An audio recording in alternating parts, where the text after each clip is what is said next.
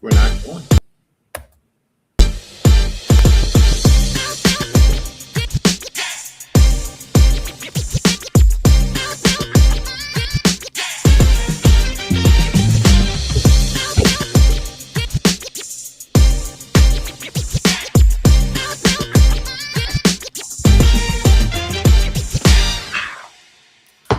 What's What up, up, my Dave? friend?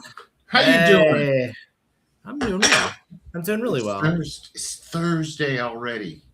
I know this Thursday snuck up on me, to be honest. It snuck up I on me. I woke up and I was like, I was thinking about it, and so I messaged you. I don't know what time it was. It wasn't not that early, but I Mid messaged you and afternoon. I was like, hey, are we doing a show tonight? Yeah. Amongst all the other things that we're doing. You know, it's weird how much I determine what day it is of the week by the trash man. Because Monday was a holiday, right? So Yeah. Tuesday is our normal trash pickup, and it Oh. didn't happen. So it picked up on Wednesday. Now my whole week's thrown off. Oh man. Yeah, our Wednesday is our pickup day. So Tuesday, I treat it as if it's a holiday, and my kids are like, "What day is it, Dad?"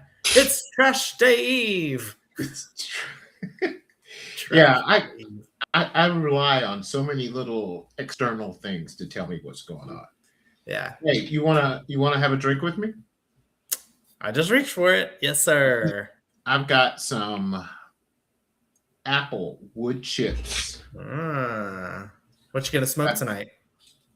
I am gonna smoke some Jim Beam apple. Okay, so Jim Beam apple with apple wood. Nice. Apple wood. So I don't know Makes if you sense to guys me. can see this, but ever since I met Dave, I've kind of gotten highfalutin. Did you see this? I'm making an old fashioned. The easy way. I have an old fashioned cocktail syrup, so I don't have to make my own simple syrup. And then my wife got me some bitters for Christmas. So I have all these different flavors of bitters. I did chocolate the other day, but I think I'm going to do orange today. I'm going to go a little bit classic because I'm not going to. I'm not going to have a classic orange today. I have a kind of a special orange. Although Can you you see can get that? them anywhere. Yeah, I see Can you it. see that? Nice. You got That the baking great bread at home. yeah. You got like a Christmas ornament. Yeah, these are nice. That's for next year, though. See, I'm thinking Yeah. ahead. Where'd you get that? Rhonda sent it to me. She sent me a bunch of Oh, them. how Yeah, nice. so we've got a plan. We've got this Okay. plan, but Ah, it'll be next year before we can take any action. okay. All right, so there's mine. This is the fun part. So I'm not embarrassed. I'm going to go and turn up the flame. Have you ever had one of these? A Cara orange? Cara? I don't know. I don't know. It's a navel orange crossed with a blood orange, so it's kind of I'm red thinking. inside. Actually, I've got some. Oh, all right. I'm using it to garnish my old fashioned here.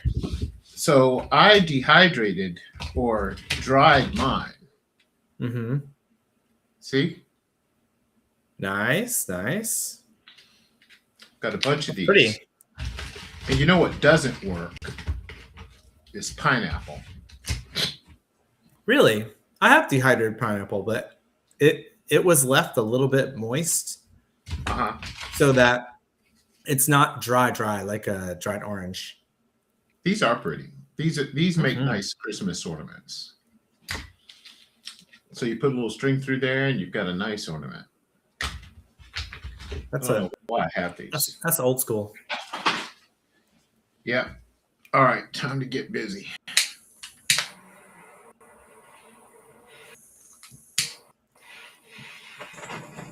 Look at that.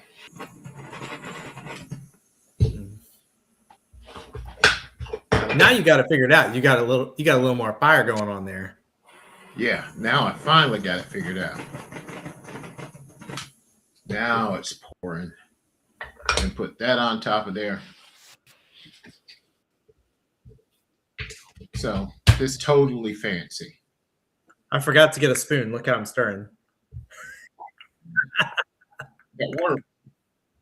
I got friends back at home watching this, and they're going to say, who does he think he is?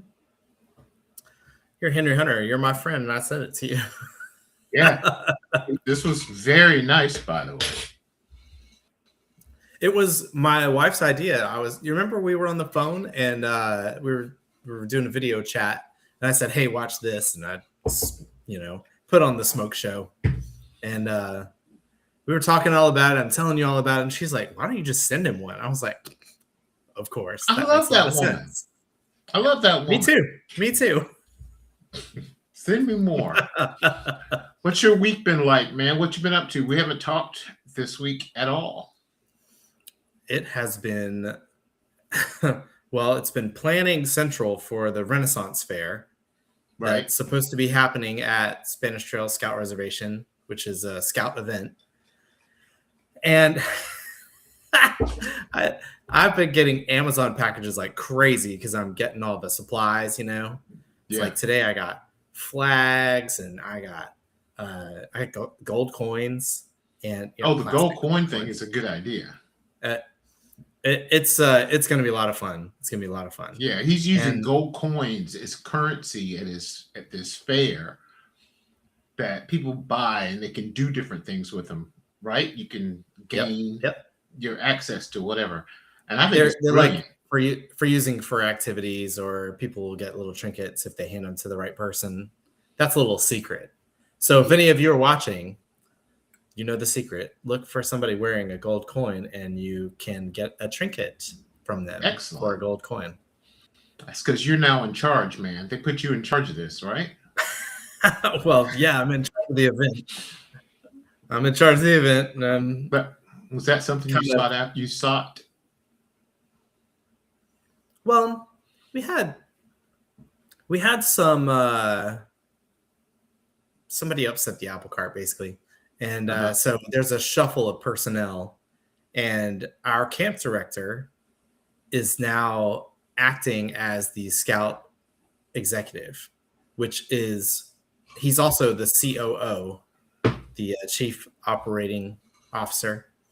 Right. And so he's got so much on his plate, and he was like, "Oh my God, how am I going to pull this off?" And I said, "Just give me the vendor list. I'll start calling vendors. I'll take care of that for you." Well, guess who ended up in charge of the whole dang thing? You. Me. Yeah.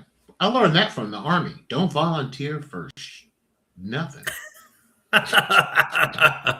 Well, that's all right. No, I actually really enjoy it. And I love scouting. It's fun. And I love the kids. I like to go out there and play and have a good time.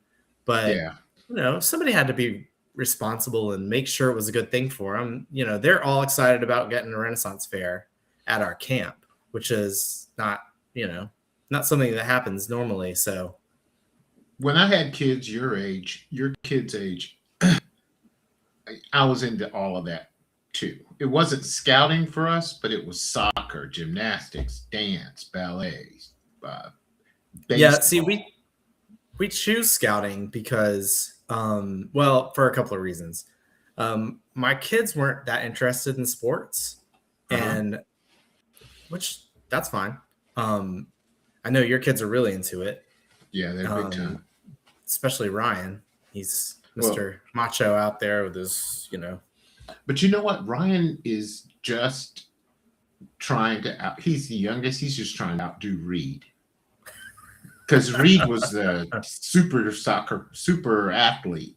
And then Ryan comes along and says, "Watch this." Mm-hmm. And so he's done it. He's done it. Well, he is doing it. So And getting the grades. anyway, and my kids are homeschooled, so we Right. didn't have the social aspect of school for them anymore. And so Scouts is a great way to do that. You got a lot of Yeah. like-minded people, a lot of bunch of nerds.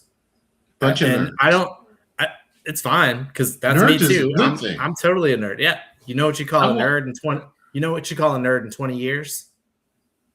Wealthy. Boss. That's right.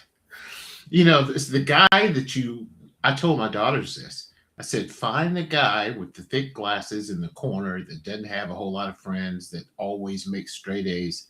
That's the guy you want, not the one from the football team. Yeah. Yeah. But you can't tell them that then. Get you a smart guy. Mm-mm. They'll treat you nice too. If they're smart. If they're Man. smart, they'll treat you right. This has been the craziest week in just a long time. It really has. How many members did I tell you we had at the academy the last time? I think it was 190. I think that's right. Is that right? That's right. We're now at 228. Wow. Only a week. 228.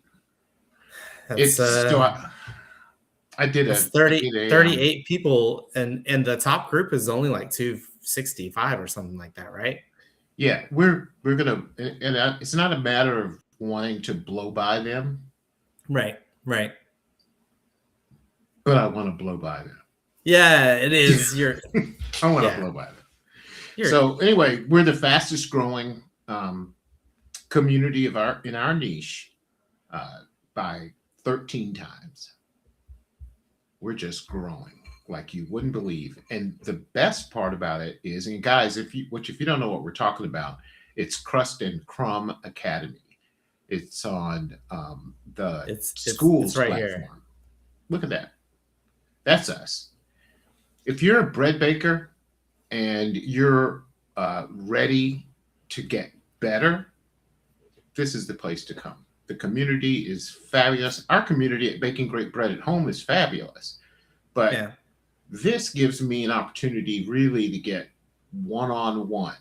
And I can put material in places that are easily accessible that Facebook doesn't allow me to do. Right. Facebook is very restrictive when it comes to like linking to outside sources and, content that is like curriculum based. It's not made for that. It's not made for that. And that's fine. That is fine. But we have 8 courses. So if you want to get better at scoring or understanding more about how your sourdough starter works, or if you want to understand sourdough, or if you want to grow your business that you sell from your house, all of that, I can have reserved spaces in our classroom for those things, whereas I can't do that on Facebook. Yeah. And today I took everybody along on the bake. I had a bake today. I baked, and all throughout the bake, I would record, important stages I thought that people might get something out of. Right. And so what did you bake? What'd you bake? It's a seeded with toasted sesame, poppy, and everything bagel seasoning. Ooh, I love everything bagel seasoning. I love that. Man, this place smelled like heaven. Yeah. So I got to show what it was like before the ferment-a-lease, what it was like after the ferment-a-lease, what the extensibility looked like, so people can actually see it. I did the rhubarb method so people could see that, and incorporating the salt, what it looked like to do your first coil fold, how do you fold in inclusions. These are a bunch of videos that they can always go back to, and that's invaluable to people that want to see like the whole process. That's why I did that bake along. You remember when I did the just white bread bake along on YouTube? Yes. That was powerful. I felt like there was just nothing out there that was like it. And so when I did it, I'd do a process, and then I would say, all right, we're going to wait. So pause your video, this is probably going to take 30, 45 minutes or whatever it is, waiting. Come back when you're done and join back in the process. And then I would, I actually paused too because I had I had to wait too. And and when I was ready to come back, I just turned the cameras back on and come back. So I didn't want people to have to wait for hours, while I made bread, because it takes 2 hours essentially. Do you still have that? Yeah.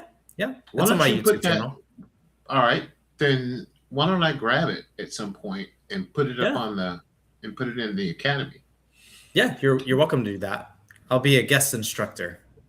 Please. We're always looking for instructors, people with expertise. Man, that would be great. Because you're you're the bread king. You're the yeasted bread man. You know your way around some yeasted bread. I've been doing it a really long time. It's like you and sourdough, you've been doing it a long time. So you know it very well. You know what it's supposed to feel like, what it's supposed to, look like. And that was the thing that was missing. That was the thing that was missing from all those other tutorials, was that, they weren't showing you the whole process. So you couldn't see it transform. And that's why I did the bake long. It's like, all right, just keep working, because it's gonna come together. It's gonna have a different texture. Just keep watching. It's sticky now. It's not gonna be sticky. Don't add flour. I said that about 10 times in the video. But trust the process. But seriously, trust the process. That's right. And then I incorporated butter by hand, which I never do normally. That's bold. It was bold. Camera. It was gutsy, absolutely gutsy. But I did it, and I did it to prove that anybody could do it. Because if I can do it and record the process and only do it once, which that's not bad. That's not bad. Today we had I was at my third coil fold, and generally that's when I've done enough and it's time to dump it out onto the counter. But I was looking at the little bubbles on the surface, and I didn't have as much as I wanted, and that was a perfect teaching moment to show people what it looked like. Those tiny little bubbles are nice, but that's, I wanted one more fold, and then what it looked like after that fold, what the bubbles are supposed to look like. And it made a whole big difference. It's a huge difference when you can see stuff like that. Well, yeah, and that's why people go to YouTube, to see it. They don't want to get some instructions that they don't actually get to see the process or the result. It's educational content. So, I mean, that's why people go and watch videos like that. So, but you did the right thing. And Crust and Crumb Academy is a even more concentrated educational source that, that you're maximizing. Bravo, sir. Thank you kindly. Well, people will go, here's what happens. People go to YouTube and they learn a little bit, and they'll see something on Instagram and they learn a little bit, and they start incorporating all of these different things into their knowledge of what to do. And they don't fit together. They don't fit together at all. No. But if you can come to one place, and, my method is not the end all be all, but my method works. Neither is mine. Yeah. If you want to make great bread, this works. Now, there are other people out there who can make great bread, and their process is different. Follow that if you want. Yeah. But this is all I know is this. This is what I've done for years, and I know that if you follow this, you'll bake great bread. My process is, it borrows from sourdough a little bit. And just that I do that autolyse that nobody in yeasted bread does. They just don't. They don't. And they're missing out, because the texture of my bread is way better because what's the advantage? Tell them what the advantage of doing. See, I do a fermentolyse, and you do an autolyse. They're different, a little bit different. Autolyse is just hydrating the flour. It's similar but slower than tangzhong, and I do tangzhong. I did tangzhong before I did autolyse, and I thought to myself, well, if autolyse is how you do it in sourdough, why don't we do it in yeasted bread? So And auto lease is when you mix your flour and your water together and you flour and let them water. Yeah. sit and to hydrate your flour before you get started, right? Right. Right. And Which makes it extensible because you haven't added salt or sugar or yeast to it yet. So none of that gluten is being worked. It's just getting moist and it's soaking up that water or milk or whatever you're using. And making it it's making it making it extensible. It's like you're making Play-Doh out of it. yeah. So a lot of your kneading is already being done for you. I watched this Yes. woman on And YouTube. She had these huge tubs where she was making all of this bread, and she had a nice YouTube following. And mhm. she's in there kneading this dough after adding the water to it. And I messaged her and I said, leave it alone for 30 minutes. Come Just let it back. rest. You're breaking your back. Yeah. She messaged me back. It must have been 6 months later saying that she had changed her whole thing. Mm. So that's the auto lease, what you just described. The fermento lease for us is I'm adding fermentation to the auto lease. So I mix flour, water, and the starter together in the Is it beginning. is it all the starter or just some of the starter? All of the starter. I put Okay. so if I'm making a loaf like I did today, it's 375% hydration. It's 375 milliliters of water, 100 grams of starter. I mix those two together until it's completely dissolved and all incorporated. Then Okay. I add then I add 500 grams of bread flour, or like today, 450 grams of bread flour and 50 grams of whole wheat. Mix Uh-huh. that until there are no dry spots. That then cover it and leave it alone. Fermentation has already begun. Right. You're hydrating your dough, and you have not added salt because Right. salt's going to tighten everything up. And Right. all you want to do is hydrate. Let your dough soak, let your flour soak up as much of that water as you can. Yeah, and you could do that with sourdough because the yeast, the wild yeast, is not as powerful as like an instant yeast, which is what I use. Yeah, Um, it you can't do instant it yeast with goes that. too fast. You can't do a fermented yeast with instant yeast. Well, you can. What you do is you add just a little tiny amount of Tiny, yeah, instant yeast, a but pinch. I don't find that that really is that helpful. I mean, maybe if you were trying to make a biga or um, a A Polish, pre-ferment, yeah, Polish, yes. So, yeah, okay, great. You could do that. But if you're just making bread and you're making sandwich bread, you don't have to do all that because you're no, not pushing the hydration. I mean, I'm at like 65%. You're not pushing the hydration and you are just looking for an even texture. You're not trying right. to make big bubbles like in ciabatta or, you know, a tougher dough like in bagels. Yeah, but So, see, with with um, with sourdough, it's almost like you're giving your starter another feeding yeah, because you're just giving it the water, and then you're putting all that flour in there, and that so right. your starter now is starting to work again with the hydration. So a lot of people at the end, when they have done their final shaping, will leave their dough, put it in the Banneton and leave it on the counter for an hour to start rising before they put it in Mm. the refrigerator to bulk. I've done that It's before. fun. That works out pretty well. It does. But if you're doing a fermento lease, your your fermentation has begun in the beginning. It began So at the beginning. so the yeast and the bacteria have already multiplied. Right. Yeah. So in the end, when you final shape it, put it in the Banneton, cover it, put it in a Walmart bag, which is what I do, and then go straight into the refrigerator for 8 to 12 hours, however long you're going to keep it in there. Right. There's no need for a counter time, and Mm. I don't have to worry about overproofing it. So Yeah, and with yeast, I'm doing counter time, or I've got it proof setting in the oven. I like that better, actually. Do you put yours in the refrigerator with commercial yeast? I didn't think so because it'll get away from you. It will absolutely get away with you. Get away from you. The only thing I'll do that with is cinnamon rolls. If I'm going to be baking the next day, I'll put them in overnight. But my overnight is short because I'm making it at like 10 o'clock at night, starting at 10 o'clock at night.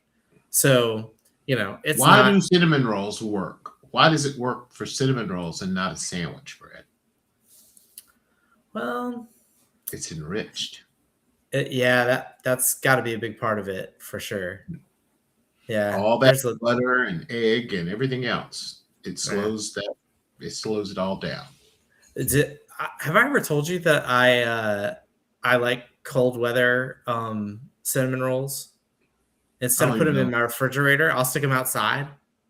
Oh no! Yeah, I've done that before. I've slowed challah down like that.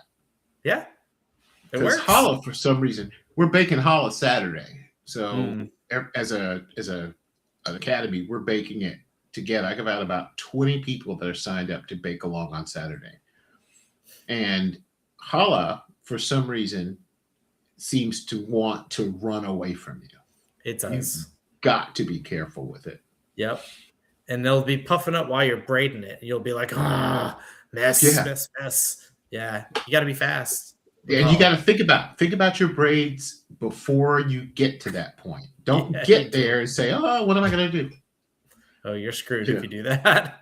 Yeah. So I started loading. I've done it too. I started loading braiding example tutorials today, and I'll just put them out periodically so people will just get familiar with it. Yeah. And most new people will do the 3-strand, and that's fine. Sure. But then you post something from Challah Prince. Do you know who that is? I do. And I still can't follow along. I need to practice with rope or something because I never get it right when I try to do this. God, that man. He's so amazing. You know how he gets that? I just found this out the other day. You know how he gets that dark, that real dark color? Yeah. With egg white. But he does an egg wash, but he does an egg yolk only. I do a whole egg, but I don't add any water. And I get that nice, beautiful golden brown too. You do. But if you used egg yolk only, it'll have really a whole new thing. Yeah, it'll be. Yeah. So he does like a couple of strands that are with the egg yolk and some not for the contrasting color as you braid them. You know why I do a whole egg? Because you don't have anything else to do with it. What are you going to do with it? That's correct. That's exactly it. Yeah. And I usually throw it in a pan and just cook it up. Whatever's left, I just cook it up. Okay. How do you separate your egg yolk? With your hand? Yeah, I do too. That's exactly. And let it go through my fingers. Yep. That's exactly how I do it. I've seen people take a Coke bottle and suck it out, or come on, use your hand. That's what your hands are. That's not hard. It's not hard at all. Or you can do a slotted spoon. Slotted spoon works fine too. Yeah, or the way my mom did it was going back and forth between the eggshell. That's how my mom does it. That's how my mom does it. And guess what? Guess who always breaks the yolk when I try to do it that way? This guy. Every time. Me too. If I break it, put it in my hand, and just let it go through, I don't have to worry about it breaking. Same. And just in case, do it in a little small bowl. Don't put it straight into your recipe. No. Do it in a little small bowl, just in case. See, I tell people that all the time about when you're putting your ingredients in your bowl. Yeah. But some people, like me, like to dump straight into the bowl. Right in there. Yep. So if you go over, I'm in there pinching out. So I learned a long time ago to always put your ingredients. You're going to do that, put them in piles. Yep. So you can go get it if you need to. Yep. Go get it. You gotta go get it. Can't Yeah, do you it. do. I had my Yeah. I had my bowl on the counter the other day, and I was adding salt to my dough as I'm looking down at the scale, Hmm. and I'm like, this is a lot of salt. This is not 10 grams yet. But my bowl was leaning up against the kitchen towel, Oh no. right? So Oh, I froze, moved the kitchen towel, and then watched the number jump up, yeah. and then pick out salt until I Mhm. get to the right number. So don't lean your bowl up against something. Yep. Or don't let your scale be on an uneven surface. That'll do it too. Yeah. Or your battery starts to go out, and then right in the middle of you weighing something, Totally it has just happened to goes me. whoop, it goes out. Bye bye.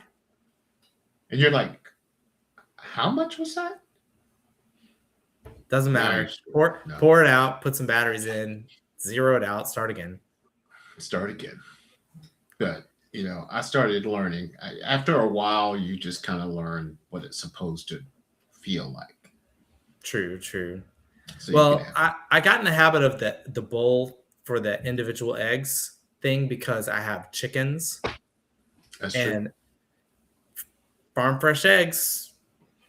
You might not have found it for a week and then it's no good. It Really? might be fine, but it might have been sat on by a chicken for a week and then you might get you a rotten egg because it was sitting under the chicken for a week and then it sat on your counter for a week unattended to by mama hen Hmm. and goes bad. It happens.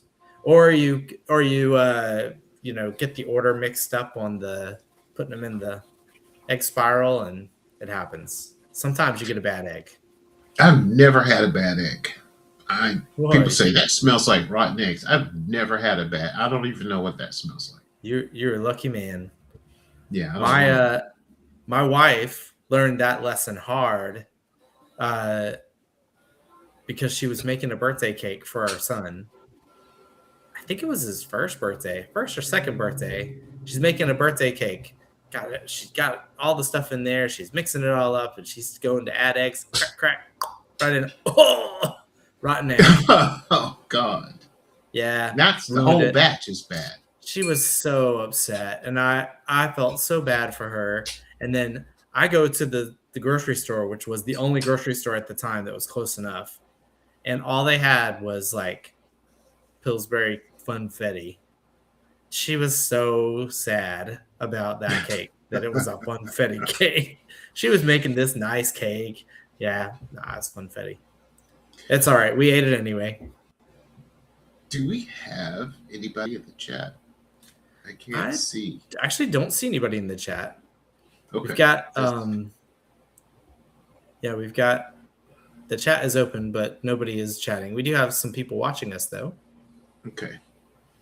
Well, there's no accounting for taste because we're just two guys who talk every week, and I don't know why you're here.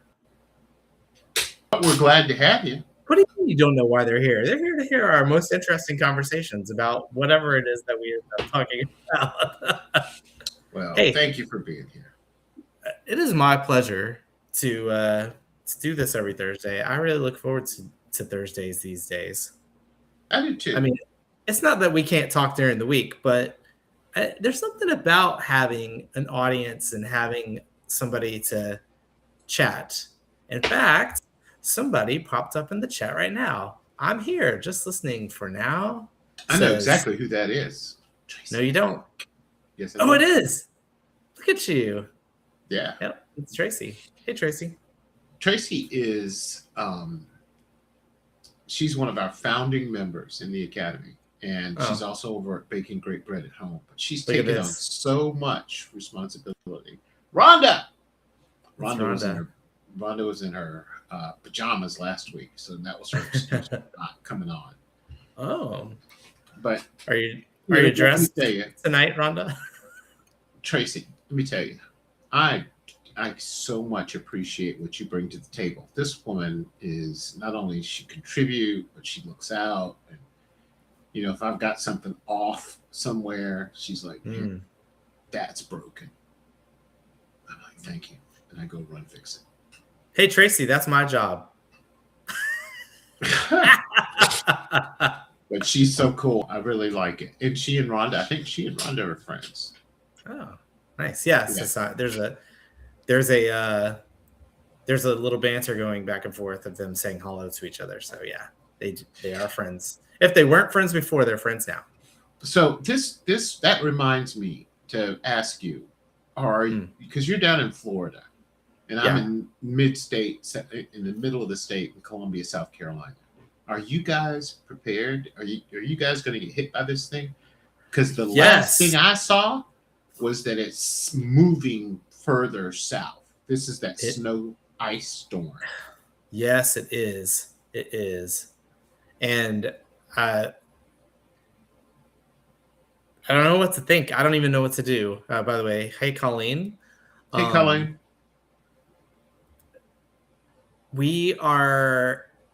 We're getting the temperature is dropping on the forecast, and Right. it's, man, I just know this is going to happen to me. Okay, so look at the forecast for the week of the Renaissance Fair, which is it's the weekend of the 31st. So we're going to be camping on the 30th, then we're going to have the Ren Fair on 31st, open to the public, and then we'll be camping that night too, and then leaving on Sunday. So there is going to be snow on Thursday and Friday before the Renaissance Fair. Rain all weekend this weekend, so I'm not going to be able to go down there and set up. Mud. It's going to be a challenge. I am not looking forward to that. Not at all. I've got spaghetti put up and some other canned goods because because they're saying that the power could be out a week or more. Yep. Bake you some bread. Yeah, I guess. And peanut butter and jelly. Yeah. Because I went through Hurricane Hugo and we were without power for days. And every time I hear chainsaws in the distance, I'm always reminded of that. That's what it was like. I went through the blizzard of '93 in Atlanta, and we were without power for a week. We had a And Coleman camp stove. That's how we cooked. Do that. And we put our groceries out on the deck in the snow to keep them cold, so we didn't lose our groceries. Jeez. Well, you want some milk for some cereal? You go outside and get the jug and take it out of the snow and bring it inside and pour your cereal. Well, I had to make grits on the grill. What? How'd that go? Yeah. We didn't have any power. And let me tell you, people gained weight because all of the steaks and all the shrimp and everything else down in the low country that was in people's freezers was going bad. So somebody would walk down the street. You need a steak? You need any shrimp? We had more food than we knew what to do with. We just didn't have any water. Nice. Yeah. We had plenty of food. Did you melt some snow? No, it was hurricane. Oh, it was a hurricane. No, you don't September. want that water. You don't want that No, water. Absolutely not. But this is going to be a nightmare. If you guys are in the path of this thing, start paying attention. Yes, please pay attention. They're saying, if you get a half an inch of ice, then that's pretty devastating. That's a lot. They're calling for 3 inch and a inches. half and 3, between an inch and a half and 3. That's going to be nuts. That means you know what 3 Yeah, I was going to say, what happens to power lines when you get 3 inches of ice? That's devastating. They're gone. Right. Devastating. Trees down. Roads I'm worried that it's going to affect our infrastructure down here, even though we may not get as much ice as you guys. I'm worried that the power usage is going to be so huge. It's going to be way colder than usual, so everybody's going to be blasting their heat, and Electricity bills are they're going to be home. They're not going anywhere. They're going to be at home, so there may be some brownouts down here, even if we don't get the ice that you guys get. I'm not looking forward to that at all. Rhonda says that you should get a generator. Do you have one? No. I do at the house. So I may just go back to the house because we have, I've got fireplaces and generator. I do have a fireplace, which is strange in Florida, but I do have a fireplace and we do use it periodically. My brother-in-law, he runs a bonfire business down at the beach. And she said that, or my brother-in-law has all this wood, and so I'm gonna have to hit him up. I'm gonna say, hey, Davin, hook me up with some wood, buddy. I know where his stash is, so I just call him up and say, hey, can I go get some wood out of the shed? He'll say yes. He's cool like that. Man, Rhonda, I think Rhonda is from New Orleans. She's from down in Louisiana. I don't want to say New Orleans, but she's from down there in Louisiana. They're going to get some too. Yeah. Tennessee Valley is definitely going to get hit. So you guys be careful, Tracy. That is concerning for sure. So Cheryl, because we have to mention Cheryl, because we haven't talked. She watches every time. We talk about Cheryl every week. Hey, Cheryl. Cheryl sent me a screenshot of her weather forecast. Oh, in South Dakota? Oh, yeah. It's going to be 43 below. What? 43 below. I don't feel sorry for those people. Is that Antarctica temperatures? What the heck is that? I stopped feeling sorry for them. Wow. Because there's no excuse for that. I don't understand. I'd have to go. I'd have to leave. There's no way. You just never go in the first place. You'd never end up there. Black people don't go to North Dakota. That is something that I want to know. How many black people are in South Dakota? Is she in North Dakota or South Dakota? Yeah, there's 6. I think Cheryl's in South Dakota because when I went to Mount Rushmore, I was on the opposite side of the state. She lives in the north part of South Dakota. And I was like, I wish I could come and visit you. And she's like, well, you can. I was like, well, I only shot part of South Dakota, so maybe I will come and visit you. We'll make some buns together. Well, you asked how many black folks were in South Dakota. There's like how many? 6. 6. And 2 of them are passing through. You're probably right. Yeah, I know I'm right. Ask Cheryl. Cheryl will tell you. Has Cheryl ever seen a black person in South Dakota? That's a question for you, Cheryl. Cheryl hop in on the chat. You'll tell us. Cheryl has never didn't go to school with black folks. Didn't have any to go to school with. I went to school in Montgomery, Alabama, and I didn't know this about Alabama when I was a child, but the schools are very, very segregated. Well, at least they were when I was a kid. Alabama. I know, Duh. but come on. But Alabama integration was a thing, right? Alabama didn't care about that stuff. Well, some people in Alabama care about that stuff. Well, I found out what the deal was. I went to a private, like a Christian school, for elementary school for a couple of years of elementary school, not for all of elementary school. And this is so terrible to say, okay? There are people that were giving white kids scholarships to go to private school so they weren't going to school with black people. Isn't that that's the saddest thing to me. I'm just like, really? Really? Do you hate people that much that you're willing to shell out some money just so white kids don't go to school and meet black people? Come on. Yes. That is bizarre. There are 2 schools here that are expensive and private, but if you pay now, you don't have to worry about college because they're going to get scholarships. It's that good. So Okay. we sent Reed to Heathwood Hall.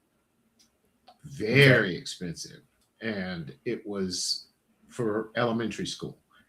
And then we kept having children, and that got to be expensive. So we pulled them out of Heathwood. There may have been six Hmm. black kids in the school. And when we did that, the headmaster called me and asked me to go to lunch. And he said, "Hey, meet me at Spring Valley Country Club. Maybe we'll just play 9 holes, you and me, and we'll talk." This is the headmaster of the school. I was like, "All right, That's suspicious. all right." And because we were shopping at the time, we were looking at another private school Yeah. that's a rival. So we went, and he offered us scholarship. He offered all kinds of stuff to keep us there because he needed, yeah. If you don't Oh, get, for like yeah, he DEI. and for the billboards, he needed it. Oh, are you kidding me? No. No, yes. So Wow. the thing is that they for so long were segregated, and now that they're integrated, they Yeah. are working hard to get over that stigma. Well, And so that is admirable. I can appreciate I that. can applaud that. So we go to the Yeah. other private school, right, to interview there. Yeah. And they offered us the, free scholarship, all this, that, and the other to bring our kids there. And the thing is if you start your kids in one of those schools in that private environment, then if by the time they're in the fifth or sixth grade, they are on track. But it's hard to get into those schools in Yeah. the fifth, sixth, and seventh grade if you didn't Oh start yeah. there because Right. you're so Right. far behind. You're so far Right. behind what they're doing. And they didn't want to lose them. But we had too many kids. It was too much of a drive. And we found, I Yeah. thought, just as good a school right there in Blythewood, right where we were. And Yeah. we knew the principal well. We knew all of that. I sat on the school, uh, the Attaboy program board of directors, so I was making it work. Well, and we did have one black girl in the elementary school that I remember. I don't remember any of the black kids, but we did have one black girl in the elementary school that I went to. I'm not going to call out its name because we don't have to slam them from the past, because now I don't think it's like, I don't know if it's like that anymore. Did I I tell you what don't happened? live there. Did I tell you about getting the letter or the email last week from a friend of mine from the third grade? Yes, That's a wild story. it is a wild story. You want to tell some of it? I'll tell some of it. Okay. So in the third grade, I went to an all white school, and it was at the time, if you're it still is this way, I think. But if your parents are teachers, they can send their kids to any school. Right. That's convenient because if she's teaching across town, take your kid and you can go to a school across town. It's like that most places But still my today. parents didn't use it that way. My parents Mhm. said, "Okay, you're going to that school, which is the better school." And so I'm sitting at Bradley Elementary School, the only black kid, and didn't matter because I didn't know the difference at the time. I really didn't because we were just boys, and Right. we were in Mrs. Levy's class. So we had a bunch of good friends. There was like 5 of us that were close friends. We all hung out at lunch and all of that. Well, Right. one of us kept track of all of us through the years. Mhm. And one of our friends was a kind of weird kid, Mm. just off. As it turns out,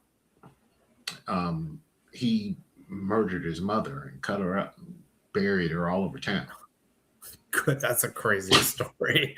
I was like, Uh, what? I would be more shocked, people, except for that I read this essay and I was like, oh, what? Yeah, yeah. Because when he asked me to contribute to this memoir he's writing, so I wrote this whole essay, and that was a cathartic thing.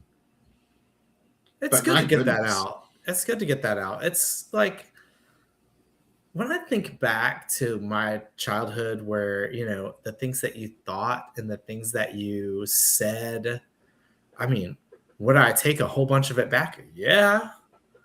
But it's like we were so shaped by the people around us. yeah, You in a good way, you in a really good way. Um, some of us in a bad way.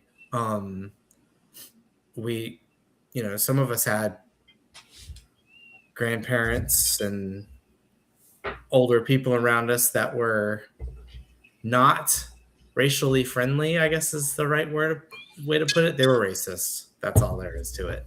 oh yeah. Well, Uninformed, absolutely uninformed. And the things it's such a that racism is such a waste of time, it is. and but I experienced it everywhere I went because I was always the first or the only everywhere I went, and I learned to use it to my advantage. Yeah. I would be sitting in a lobby waiting for the chief executive officer to come out and to meet me for the first time. And he'd look around the waiting room for his next appointment and look right past me. Henry? And I'd go, right here, sir. Come on back. And just like every single time, the first thing out of his mouth, he couldn't hear me. He couldn't hear me until he said this. Because it was it was too loud in his head. And he'd go, "You're not from around here, are you?"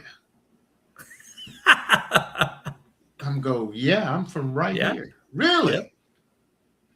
You just don't sound like you're from right here. Mm-hmm. But that gave me an advantage.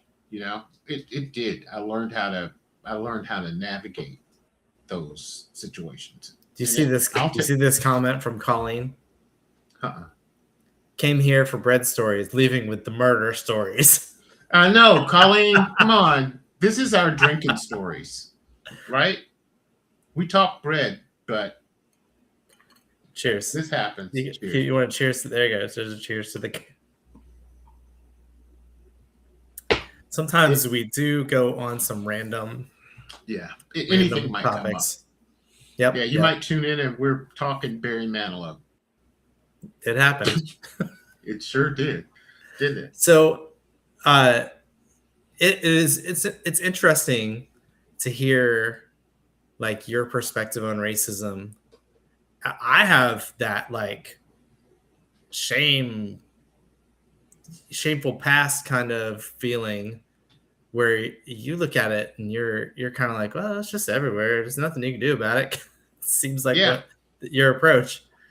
Well, listen, I was the first black kid to play in the little league when I was growing up. I was maybe 10 or 11 years old, right? And before we went out on the field, my mom and dad said, while she's straightening my uniform, because it was ironed, and she said, "Now don't pay attention to the people in the stands.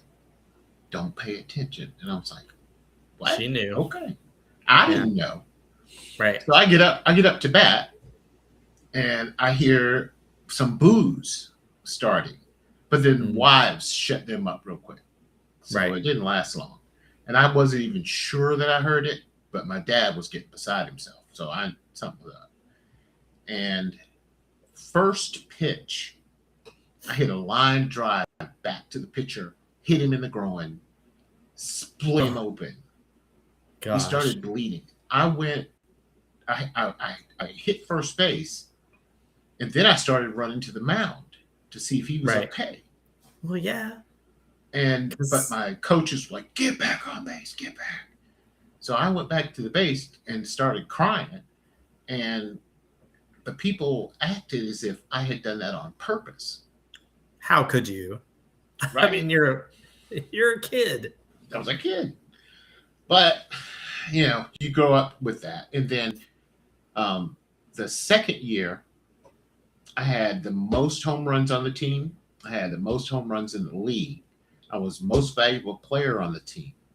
And we didn't win the championship, but the championship coach gets to pick the all-star team.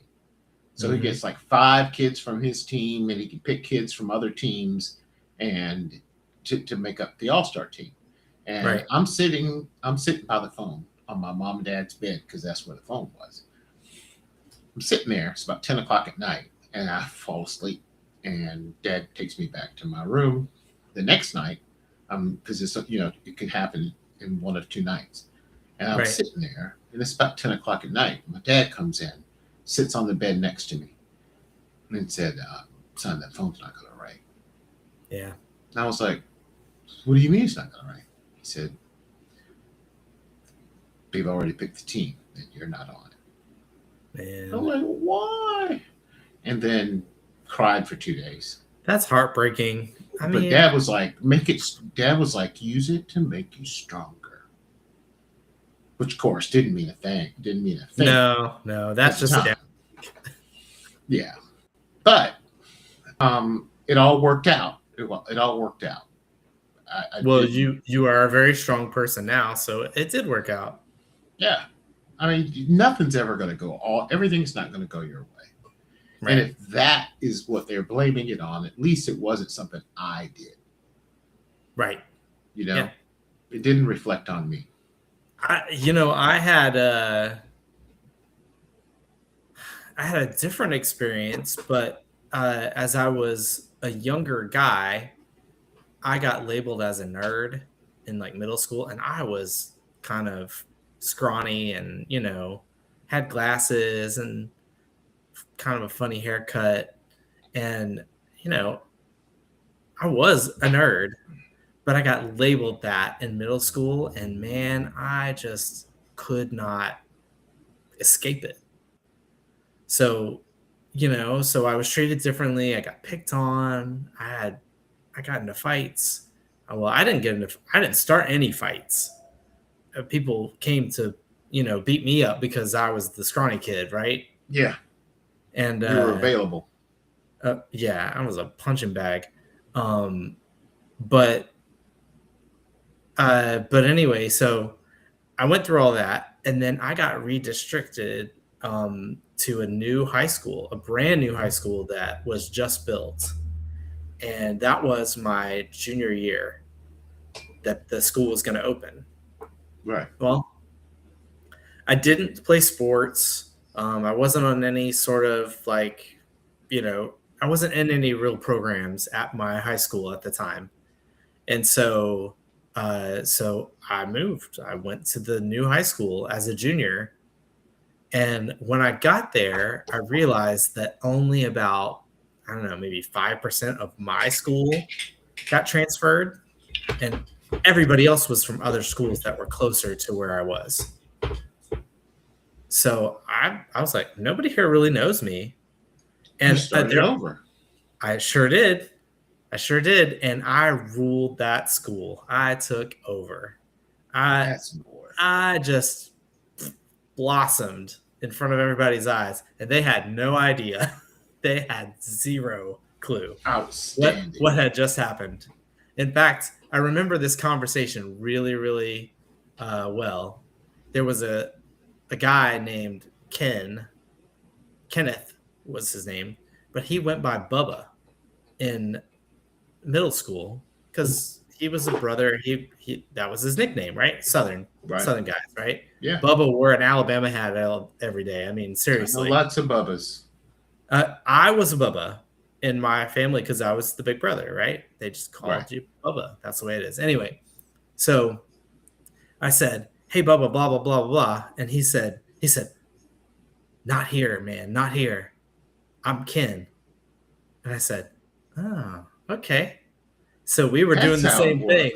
We were doing the same thing. And from that point, I never called him Bubba again. That's how you do it, though. Yeah. But let me tell you, when I told you I went to Bradley, which is all white school, and then after that, I just went to most of the schools I went to was where my mom taught, and it was almost all white always, Yeah. and it integrated in junior high school. I think like in 10th, ninth grade, 10th grade, Okay. where a rural school and the schools that I had been going to merged, came together. Oh, that's So it was like an culture shock.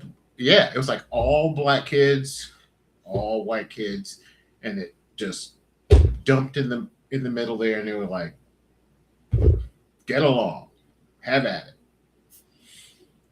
How'd that go? Well, you ended up with the half the lunchroom on this side was white, the other side was black. And that for the most part I think was because they didn't know each other. Right. For one thing. They hadn't grown up with each other. Well, my situation was different because I had grown up with them. And I didn't know any of the black kids. Nor did I sound like them. Right. Talk like them. Or had anything in common with them. Right. And my mom and dad were teachers, so they're going to pick on a teacher's kid. And now I'm an Oreo because I don't know what they're talking about. And it's just because I had been exposed. I would come home and talk in the mirror and go, what are they talking about? And listen to myself. But you get caught between two worlds, and it's always been that way. Look at me now. Yeah.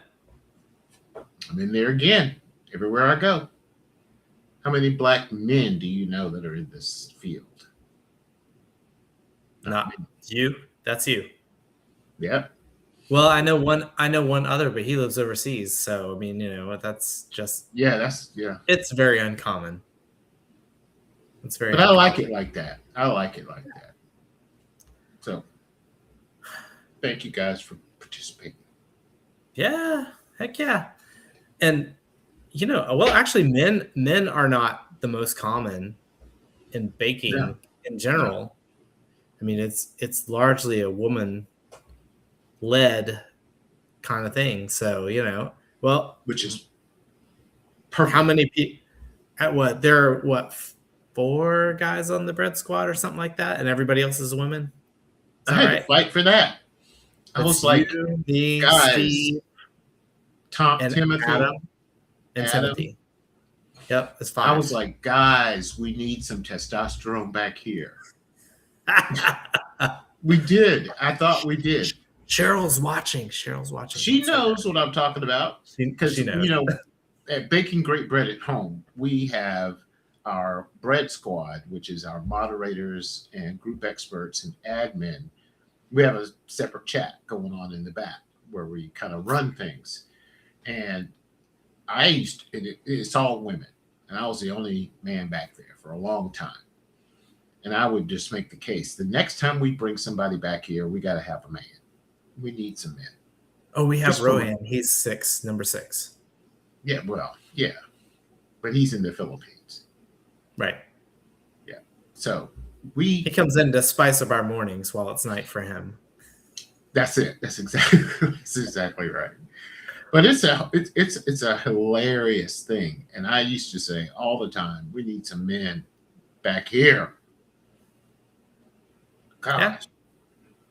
Because I don't want to say it like this, but nothing. I'm not even going to say it. Don't say it because we don't discriminate. I mean, really, it's not a discriminatory thing. Not at all. Women will have conversations about stuff that you and I won't ever have a conversation about.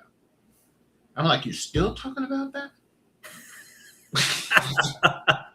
We'll talk about it. We're like over in 5 minutes. Okay. I'm like, you okay? You okay? All right, we're out. All good. Bye. Yeah. But that didn't happen. That doesn't always happen. And so I was like, we got to have some testosterone back here, please. And then we have fun. Yeah, that's We have one a of the lot of fun. reasons you're around. Yeah, That's why I approached you to begin with.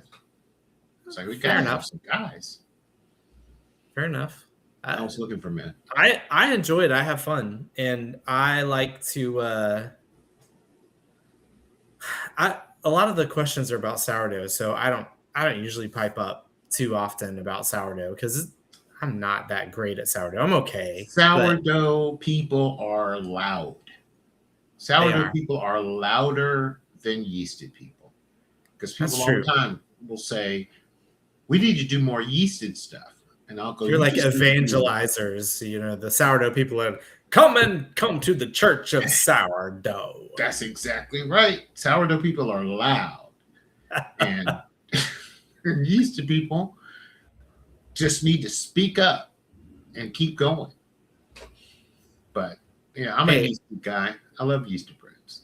I showed some serious restraint today. There was a new member who introduced herself, and she said she was 67 years old and blah blah blah. And what was the first picture that she posted? A sourdough Buns. bun. Buns. Yeah, well, too. And I I did not. But in my head I thought, well, you got some nice buns for a 67-year-old. Yeah, well, you didn't say that, did you? I don't want to make Cheryl jealous. Oh, Cheryl's gonna be She's my bun lady. jealous. The thing, I like to build tools for Yeah. bakers, for home bakers, Right. and As we know. as well. Listen, they don't go over the way I had hoped on our Facebook group because our demographic's not right. Right. I'm like, look at this new shiny recipe thing that does all these new things. And they're like, well, I get my recipe out of the book on top of the refrigerator. And, Yeah. and I'm building these for the woman or the man that's at home with two kids running around and one on her hip. And she's trying to bake sourdough. And she's going online looking for recipes and swimming through ads and all of that. That's who I'm building it for. You know what? I know a number of those women, those young women that have babies and are making sourdough at home. There's a surge of those 20 somethings that are They getting are. into sourdough. There's a And surge. in 10 years from now, they're going to be the 40-year-olds and the 50-year-olds. Right. And they'll So- be the bread squad. Right. So I have to build not only for the ones that are there, but I have to build for the people that are coming. And I find in the academy, they're much more receptive to that kind of stuff. Hugely. Well, that's why they're there. They're at a place called school, so they're there to learn. They love the little tools, which makes me happy because somebody's got to use them. Because you love to make the tools. I do. For those of you who don't know, Henry has made more tools than you've actually seen, because sometimes he'll show me these tools and I'm like, dude, really, who's going to use that? He's like, but it does this and this and this. And I'm like, nobody's going to use that. You are wasting your time. Don't mess with it anymore. You're wasting your time. It goes away, and it just goes away. But then there are the genius ones. And I'm like, this is smart. This is smart. So, we talked about it. The wall. If you throw enough crap at the wall, some of it's going to stick. Something's going to stick. Yeah, that's true. Well, we talked about it. I built websites that were, useless in the past and spent hours and hours and hours making them, and they're useless. So I get it. Yes, my recipe pantry. I'm like hugely proud of that, with like 60 recipes on it that does all kinds of things. And I'm working right now to get it prepared to go on the App Store. You mean that right over there? That's my listen. Screen, do your thing with that. Scan that. Yeah. Scan that.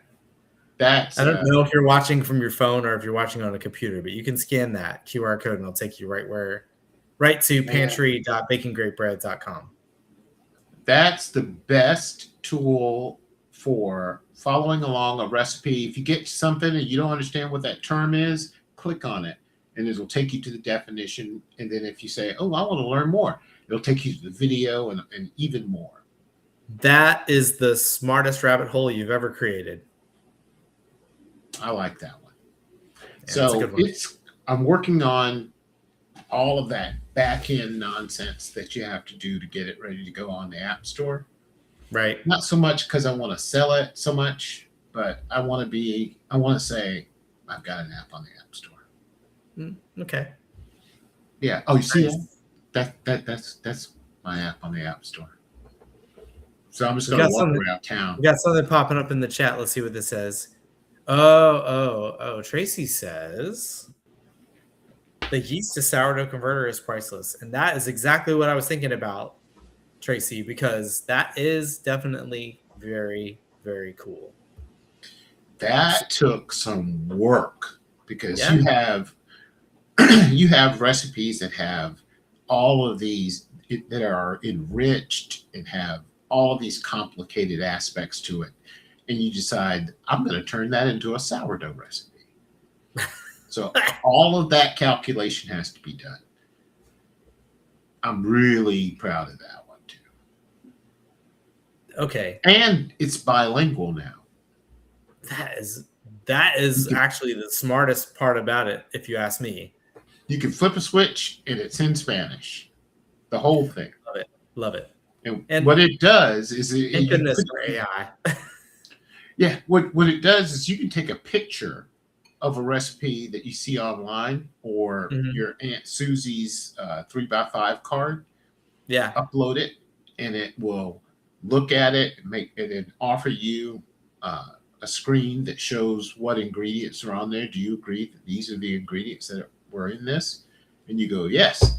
And then it does its magic. And you want to print that, it gives you a beautiful PDF that's really well organized and done. And it converts back and forth from yeast to sourdough, from sourdough to yeast. That is some premium tech you got going on there. Whoever thought that premium tech and bread would go together? That's, I have people that tell me all the time they don't go together. And well, they do. They do. Absolutely they do. Because you do it all the time and it works great. All the time. And I find you have to find an audience, right? You have to find an audience for it. Nerds. Nerds. That's bread nerds. That's the common thread. And it's not for everybody. It's never, not everything is for everybody. But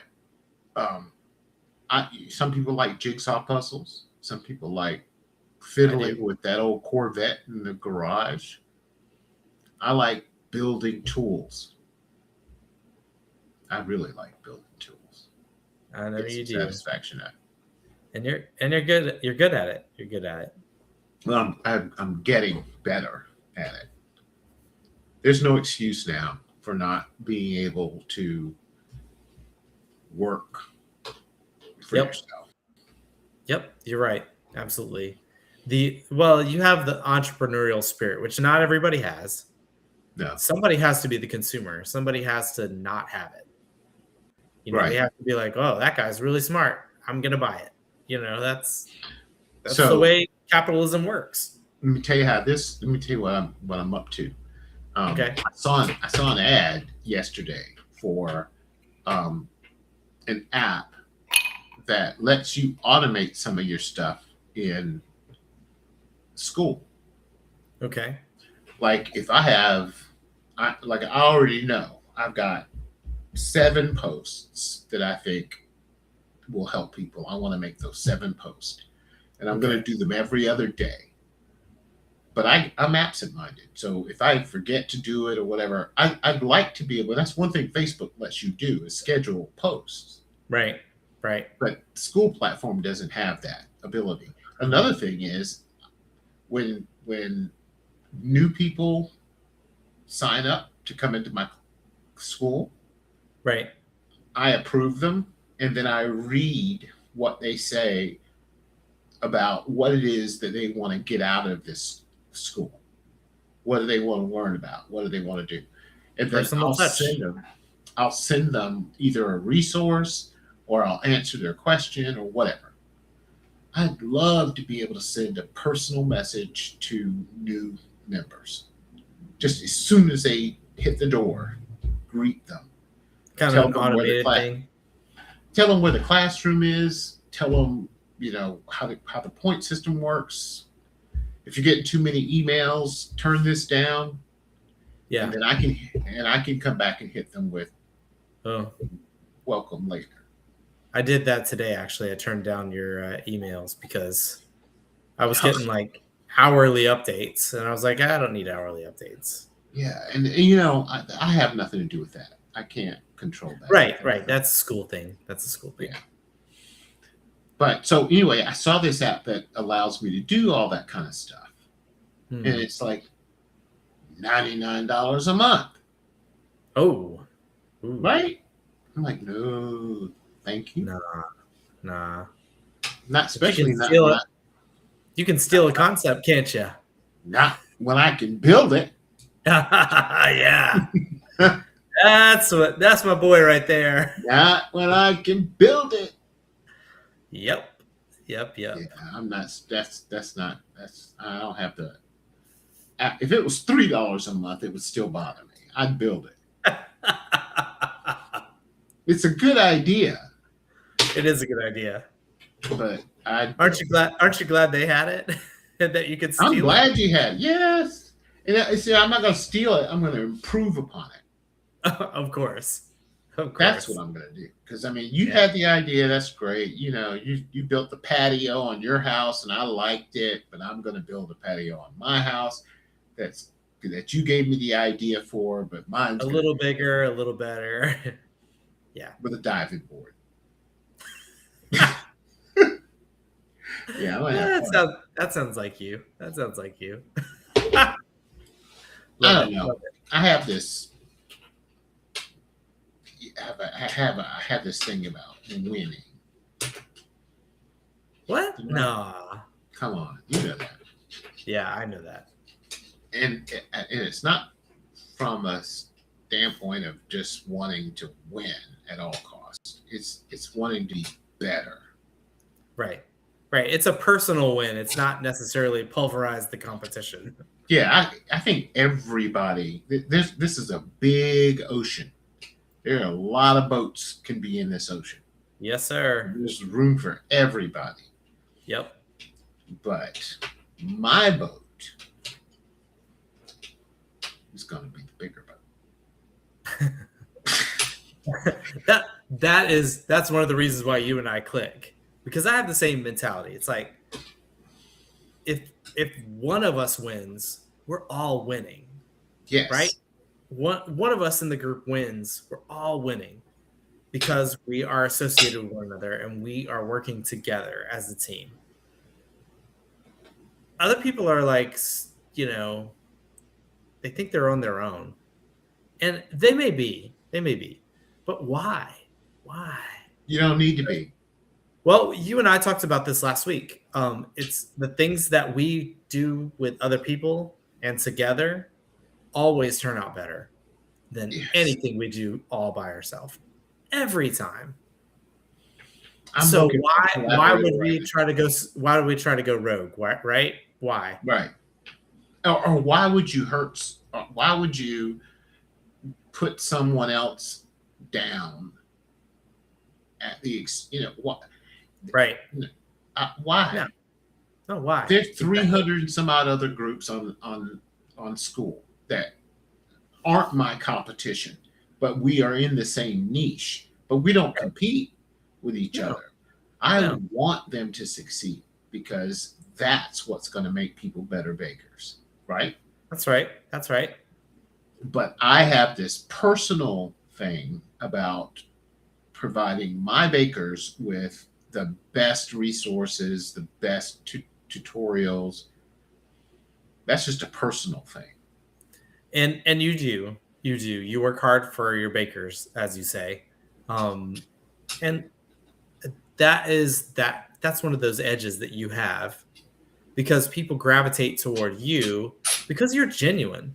And that's, like being a genuine person it means a lot more than you realize. I have heard it said about myself, You are a you genuine know, guy. That's why you well, got the following you do on YouTube and Instagram, and why you can do some of that stuff that you do on Instagram. well, I don't, and it's totally real. That's the part that like people don't understand at first. They're hesitant to believe that this is the real guy. This does he really care if I succeed or fail? Yeah, I See, do. this is what's going to count in this AI generated slop that you're seeing all over social media. Yeah, Now, people are generating.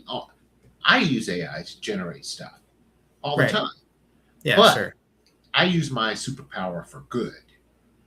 If I need to, I don't have a studio You're not trying to fake it. or sell you anything. Right. I'm just trying to communicate something to you that I don't have a studio or actors or sound system or any of that. I don't have any of that. Right. Right. So, how do I get my point across to you in a way that you can consume it and learn something? And that's It's attractive. right, because my crayons are broken. I have my crayons are broken. So when you see the material we put out, I can be proud of it. You can be proud of it as a member Yeah. because I'm doing it for Yeah. you, and it's not that slop that you see on social media. Well, that's why we do what we're doing right now. We're having this conversation. It's like so people can just experience a real conversation between Right. two people, no script, no agenda, just people experiencing the world together and, being real friends and Let me talking ask about you: it. Yeah. have you played around with Claude Code? I haven't really had a need for it. I I love Claude. I love Claude. Claude is I so good for text and like writing and being more genuine and like Claude takes what I say and makes sure that it is polished. That Claude just puts the polish on things. I GPT is okay with that, but hey it's more of an outline than a finished product. yes, Claude I agree with that. Claude puts out a finished product when it comes to writing.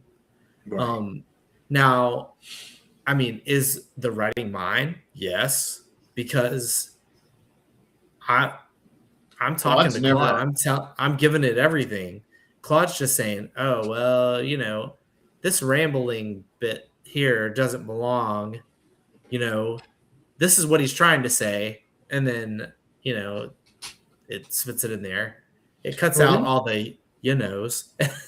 Well, let me tell you one of the because I got a lot of irons in the fire, Yeah, and I just love it that way. Claude for me is my CEO because I think of my use of AI as they're my employees, right. Yeah, and Claude is the one in that knows me, that knows what my goals are, has a real good understanding of what my timeline looks like, can tell right. me tomorrow morning he'll say it's Friday, you need to do X, Y, and Z in the morning in order to make sure you reach your goal. These are the steps you need to take. Have you done that? And then part of the way through the day, he's like, okay, hold on. Have you done this? And I'll go, okay, I Uh-huh. need to do that. And I'll go do it. And so he just helps keep me organized and Right, runs everybody else. right. So if I haven't have an idea for something, I'll go, let me ask you now, be honest with me. Tell me Excuse what you me. think. Don't just agree with me. Right. What do you think of this? Henry, I think that you got too much going on, and I think that's a subject for down the road. That's what Claude said about school. That's what he said about school. But when I decided to do it, he got on board. Okay. 100%. He got on board. But Um, Claude Code is getting a lot of attention lately, and I haven't used it. I'm using it right now, actually. My recipe pantry that we just talked about. Yeah. I want it to get ready for the App Store. So I told Claude Code, here is my gold standard for the recipes I put on the pantry. This is my gold standard. I Yeah. want you to check every recipe, make sure everyone has the links are working, the PDFs are there when they're supposed to be there. Check That is one thing I use Claude for, is for links, like to double check links and make sure things are right. I use it for scouts, actually, for the Cub Scout adventures. if you have a link that you use a lot, or like I can't remember the link to the academy when Right. I'm doing writing. Who can remember that? So It's kind of long. Yeah. I give it to Claude and say, Claude, remember this. Yep. And so anytime I say, hey Claude, what's the link to the academy? Boom, it's there. What's the link for Sour House? Boom, it's right there. Mm-hmm. So I can always I use it for that purpose, for those reasons. It can remember stuff. Just in case you need a link to the academy, it's right there. There's a link to Call me Claude, just for today. Hey Claude, listen, can I have the link to the academy? There it is. But but GPT is good at keeping me on brand. Yes. So if you notice, our brand is always the same. Yeah. What we put out. Yep. And I'll go, I need a cover photo for this. Keep our brand tight and right. make sure it's our brand. And we'll generate an image. I just added those laurel weaves. I just added those like last week. Mm. And now nice. You remember it. Well, it's a good thing that AI can remember things that we sometimes don't remember, like URLs and things like that. So we're especially using if you're affiliate.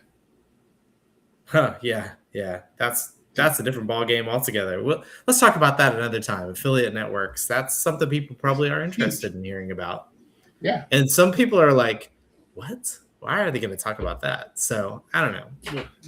We'll see people ask all the time. How do you make a living? People ask that question all the time. Mm-hmm. Well, we'll tell you in another episode of Counterculture.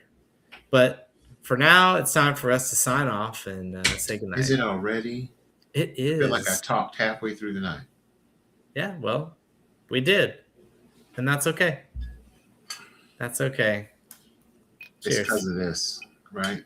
I'm not a big drinker. I only started drinking on Thursdays because of you.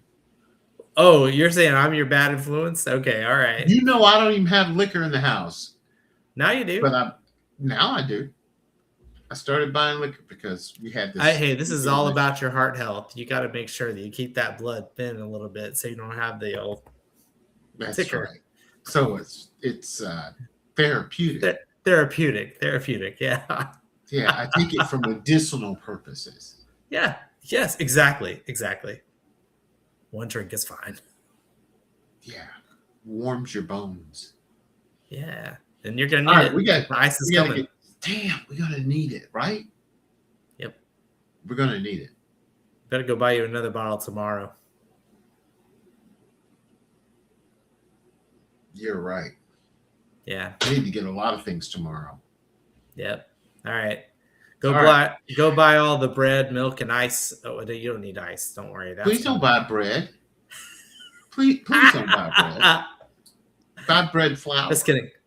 Go buy bread flour. There you go. That's right. I need some bread flour. I need to make a Walmart run. All right. Go do it. Go do it. Yeah, because we've got my friend coming up this weekend. All right, guys. Love ya. Mean it. Yeah. We're like teenage girls. Ready? What's this thing that they do? Oh, this. Yeah, they do that. Well, some of them do. Some of them do this. They do half of it, and then you do the other half. Could you do it? I can't do it. Almost. Almost. All right. It's all right. We gotta go. All right. Thanks everybody for coming out. Thank you. we're thankful that you are here, and we will see you next week on Thursday at On Counterculture. counterculture with David Henry.